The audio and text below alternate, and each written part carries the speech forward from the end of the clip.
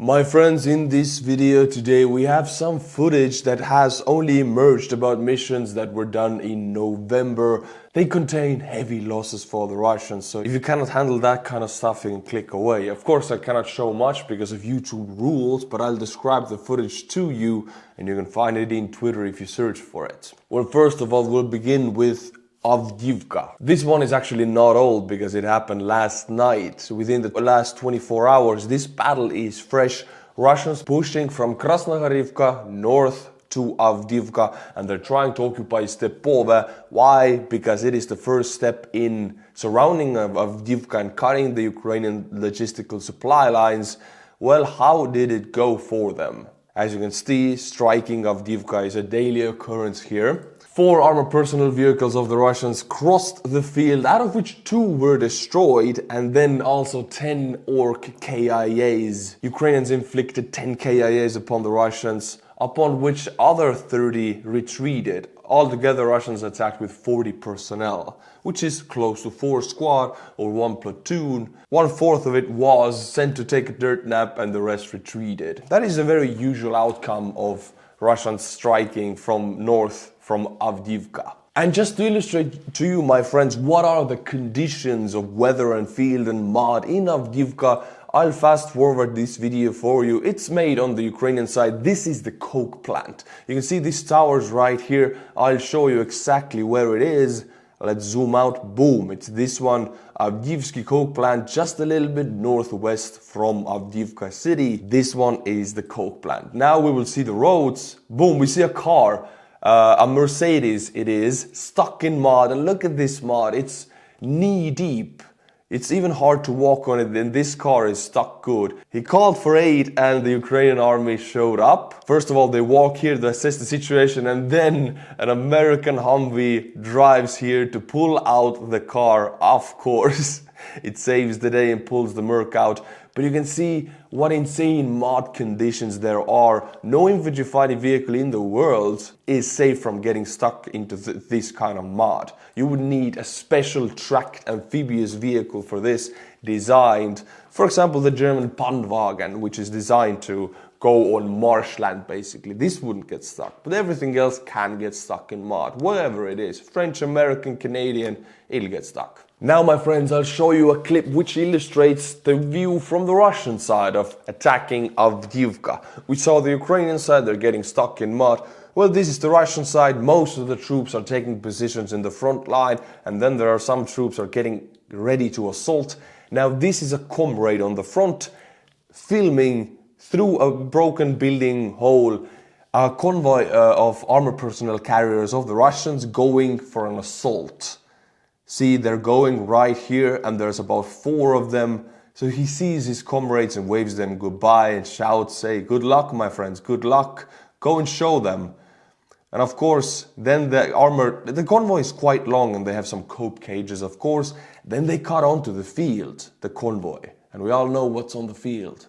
The mines. So the convoy cuts onto the field. Some troops are already running back, as you can see, these troops. And they run usually back when their armored vehicle is destroyed. So first one is already out. The second one cut onto the field. You can see it right here. What happens to it? Boom. You can see it hit a mine. So 1 taken out on the road, 1 hit a mine, and we can only assume what happens to the rest of them. Ukrainian artillery plus kamikaze drones. And this comrade is filming it all. He sees his own fate in a few days because everybody has to go. My friends, another video surfaced on the left bank of Dnipro, so the Russian occupied bank, where Russians were making a diversionary maneuver with their Kamaz trucks. Russians were driving a convoy and there was a Ukrainian drone up there on the left bank of Dnipro, and there was about 7-8 Russian Ural or Kamaz trucks that were all filled with troops, so they were carrying personnel basically. Now they got struck with artillery and FPV drones. The footage emerged from the aftermath of this attack, and let me tell you, it was about 20 to 30 KIA Russian troops stuck together in a pile. It was a horrendous sight, but that's the outcome if you go to occupy a free country. My friends, look at this beautiful page. This is Noel's birds, and yesterday I mentioned to you to go and help him up, and you guys You made it. You did it. Now it's 106,000. Noel has broken a record for the biggest fundraising campaign of the 69th Sniffing Brigade. And he's buying 115 kamikaze drones and a truck filled with electronic jammers to the Ukrainian army units. And I'll be in a convoy where these will be handed over. So I'll share some footage about it. Also, thank you for stepping up like you always do. And also thank you to Noel for making this happen. My friends, I also did a similar campaign about a month ago, and about a week ago I came back from Ukraine where I delivered these very same drones that Noel is going to buy to the very same unit. You can see everything in my Instagram because I post there immediately, but if you haven't seen it, here's the video for you.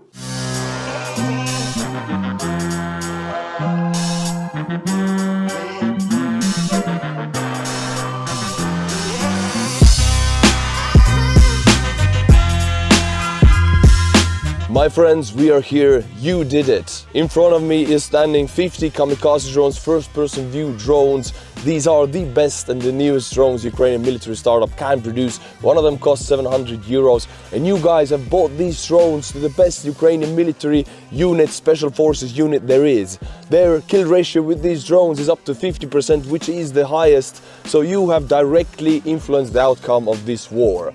Some of these people who donated, I saw the statistics, donated 700 per person. So if you're watching, you might be behind one of these drones. And for Estonians, this is very notable because I always make this comparison. You don't see drones here. You might see one destroyed Ural truck, one destroyed Kamaz truck, one destroyed infantry fighting vehicle. Or, as I like to connect it, my grandfather was deported to Siberia in the 40s when he was 4 years old. He came back when he was 8 years old. We Estonians, we remember what it's like to live under the Soviet occupation. I grew up with these stories. Although I was born in 1996, grandfather told me these stories. So in my eyes, these drones are making sure this never happens again in Estonia and never is going to happen again in Ukraine. And you who you donated, you are helping us achieve that purpose. You are helping us to our freedom. Thank you very much. Slava Ukraini!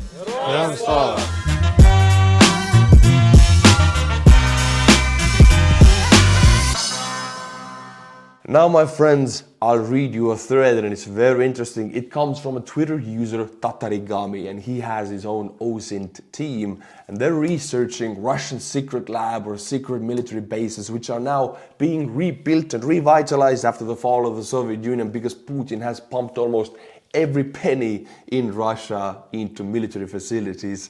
And this is of course very much secret, but it's has spotted facility expansions and new constructions on the ground of Sarov, formerly known as Arzamas 16, the birthplace of the Soviet nuclear project, Wawawiwa. Nestled in the Mordovsky Nature Reserve, a seemingly serene forest 370 kilometers from Moscow, houses a complex of secret facilities with a history dating back to the Soviet era.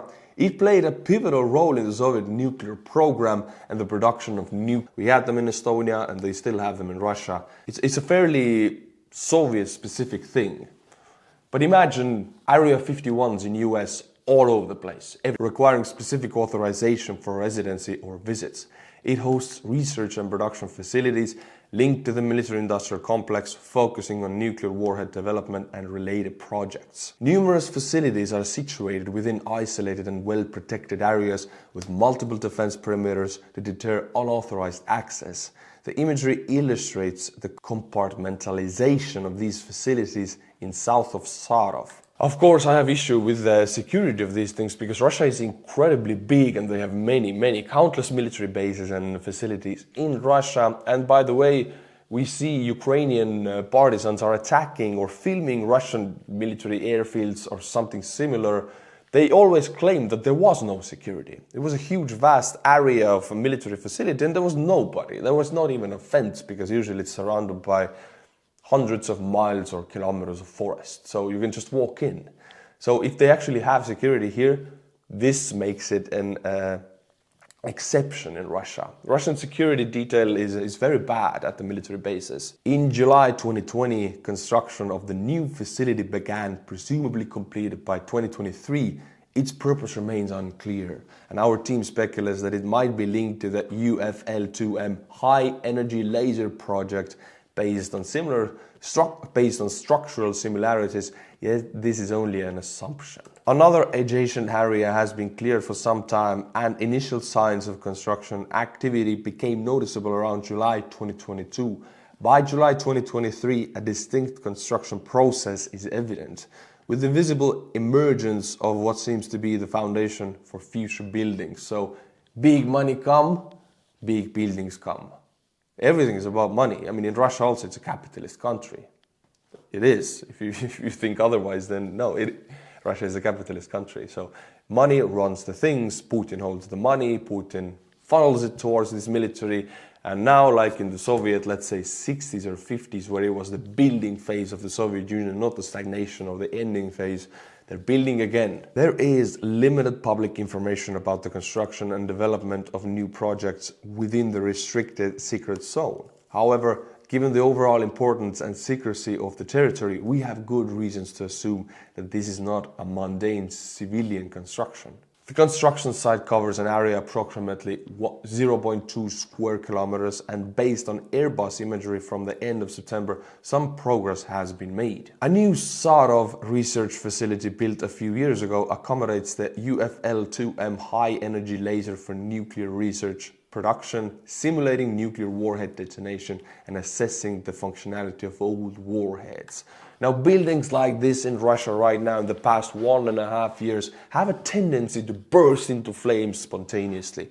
Russia is burning all over the place. As I said, the security is almost non-existent because security guards in Russia are usually paid minimum wages, and they do drink a lot because you're in the periphery, not in big cities, because these secret facilities are away from big cities.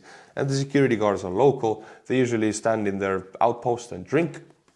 And it's very easy to just start a fire randomly wherever you want. And we have countless videos of these buildings, such like this, even slightly connected to the Russian military capability, just bursting into flames. Poof!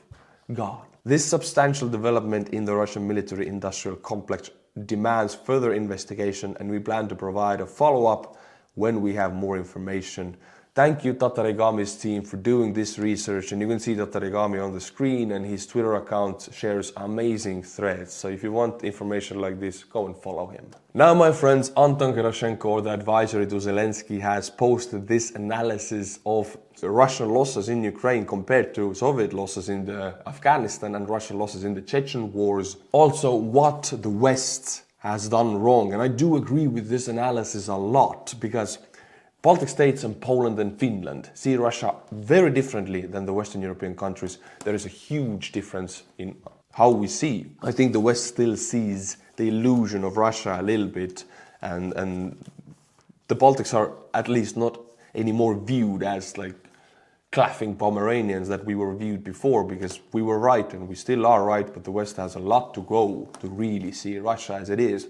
I'll read you the thread and let me know in the comments if you agree with it or if you share my view. The Soviet Union lost about 15,000 soldiers dead in Afghanistan over 10 years. In the first Chechen war, the number of Russian casualties amounted to 5,000 to 14,000. In almost 2 years, in both cases, USSR, Russia acknowledged that their defeat and left. With Chechnya, Russia returned 3 years later. Russian losses due to the aggression in Ukraine already amounted up to hundreds of thousands, yet Putin shows no intention to stop, and Russia seems to be okay with that. This is not sarcasm, this is the new reality. I'm not here to claim that Russians will revolt or Putin will be removed from the head of state. No, Russians are okay with it. That is the issue. Both Ukrainian military leadership, this was confirmed by the Commander-in-Chief Zaluzhny, and our allies assumed that there is a certain number of losses that Russia will consider unacceptable. Then either Russian leadership would make the political decision to look for ways to exit the conflict, or Russian population would somehow revolt against such a huge number of pointless death. In both Afghanistan and Chechen wars, committees of soldiers' mothers were eventually an influential power. Now, I do agree, and I have to admit to you, my friends, I know my videos in the last year, 2022, before the mobilization and during it, I also believed in this illusion because I didn't understand the Russian mindset as well as I do now. There are no unacceptable amount of losses for Putin and for the Russian people. before the mobilization in 2022, I made many videos where I claimed and I thought truly, and it was my mistake actually, I've been, corrected. That's after 300,000 or after 500,000 Russian KIAs, Putin will be pushed from power, or the ruling elite in Russia will push him from power because it's too much. But no, that is not the truth. The real truth is even 1 million Russian dead in Ukraine wouldn't change the situation in Russia. People are okay with it. They love their Tsar. The ruling elite also doesn't want to change the situation. The issue is not that. The issue is that the West doesn't understand it yet. They talk about it theoretically, but it hasn't reached to them. Because otherwise, if you really understand this, that Russia is such a country, you won't try to appease this country anymore.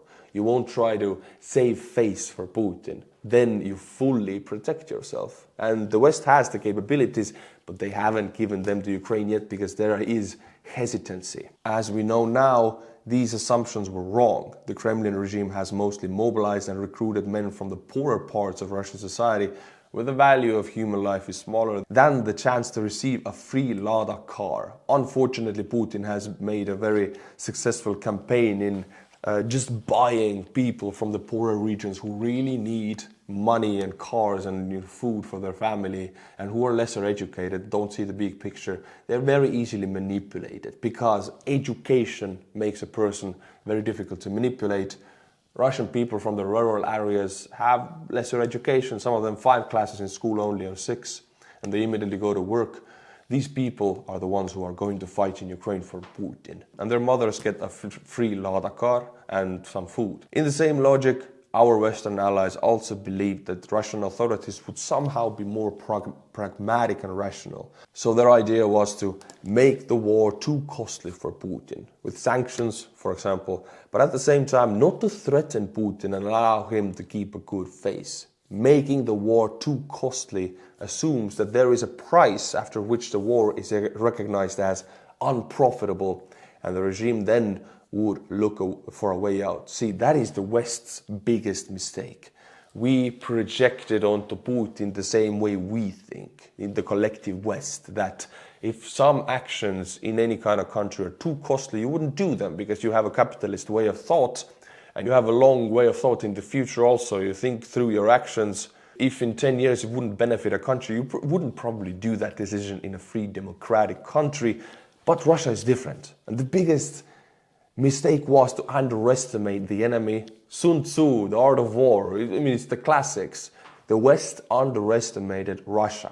This is the new reality. There is no high enough cost for Putin or a stopping line when he thinks, okay, this is too much, I gotta go back. The West has thought for the longest time that there is, and they have played upon that card. Oh, the sanctions are hitting them. Oh, the losses are so high.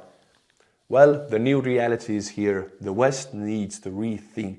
It's like Call of Duty. We gotta rethink our strategies. Let's run it again, if you have played. In many instances, this position remains strong among our allies. The logic of the Kremlin regime is completely different. And here it goes, my friends. This is what I agree completely with. Listen to this.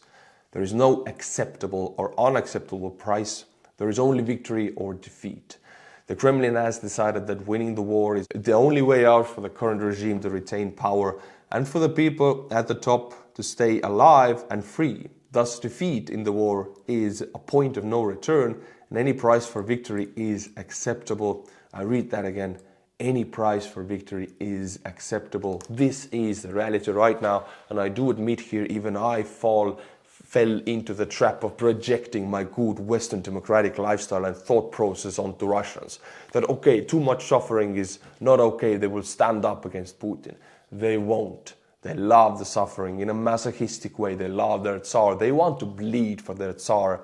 And the West needs to see that, because if they do, they would make different decisions. What to do then? First, accept the new reality. Then look for the enemy's weak points that are more valuable and more painful to them than the loss of cannon fodder. Because the West's main focus and Ukraine's focus also is decreasing Russian offensive capabilities. But that doesn't do nothing to Putin, because he has an endless amount of them, the offensive capabilities and cannon fodder, because he doesn't care about the value of it. Undermining and lessening Russia's combat potential still remains a key task. When given the right tools, Ukraine is very efficient at that, and I do agree, Ukraine is like the best boxer in the world that is forced to fight with one hand tied behind the back, only with one hand. And they're very good at it, but give them two hands and you will see magic. Therefore, Ukraine needs to receive what we need in full amounts and on time. Some decisions might need to be reconsidered, like forbidding strikes on Russian territory. I do agree, there needs to be allowance of these strikes. Russia is striking Ukraine every day, everywhere, kindergartens, hospitals, and Ukraine is limited. Such strikes would undermine Russian logistics significantly and would save a lot of Ukrainian lives very directly. Sanctions still remain a key area. Closing loopholes that are used to circumvent them is crucial. Going back to the last topic, actually, yes. I mean, I've been in Ukraine for 5 times. Every time we got hit with drones and missiles, there were explosions everywhere, fires, anti-air defense systems were active. Last time it was the biggest drone attack of the year. I mean, Ukrainian people are brave as hell. They don't sleep and they go to work and they do their everyday lives without any sleep and with constant fear that their children might get hit in the kindergarten. With the last attack, a kindergarten got hit with a Shahed drone. So knowing this context, I fully support and vouch any kind of allowances to Ukraine. Take all the weapons, do what you can with them, just win this war. While Russia remains in its current state, it will continue being a threat to the security of the region, the whole world and itself. Itself is the good one here also. The imperial behemoth is incapable of real change, which plays into the hands of Putin's regime. Ukrainian victory must mean Russia's defeat, not deterrence. NATO and the collective West believe in deterrence because they think as a collective democratic society that if an action against other countries is too expensive, I won't do it. Meaning if other country has a deterrence force big enough, it becomes too costly for me to attack, I won't attack. And they projected that understanding onto Putin and Russians, which is an error in translation. The Russians don't think that way. Putin doesn't think that way. It's different worlds. They cannot be connected like that. You cannot project your own thought process, which I did also. I'm guilty of this.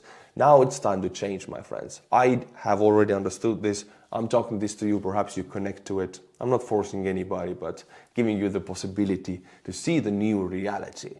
I'm living next to the Russian border. We don't have a choice here but to change as fast as possible. My friends, now my favorite part of the video, the reason I am able to do this and able to focus on aiding Ukraine and without worrying about my finances, the Patreons. They're like a security net for me, and I do promise you I put all my new free time, thanks to the Patreons, into good use of aiding Ukraine. Tim Brokins, Thomas van der Heide, Colin Lie, Andy Pilbots, Chris P. Thank you to each and every one of you. If you like my channel, Patreon link is in the description below. And I also do answer every Patreon message every day. So you want to write to me, you want an answer, write to me in Patreon. Let's talk. Until my next video, which will be tomorrow, my friends. Slava Ukraini, and bye-bye.